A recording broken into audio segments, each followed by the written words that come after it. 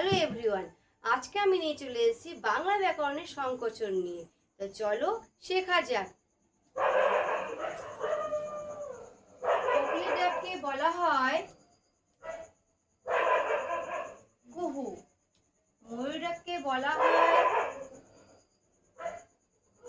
কেকা, পায়রা ডাককে বলা হয় বকবকু। যা সহজে লাভ করা যায় সুলভ, যে শোনে তাকে বলা হয় শ্রোতা, যিনি শিক্ষা দেয় তাকে বলা হয় শিক্ষক, আর যে শিক্ষা আছে যার তাকে বলা হয়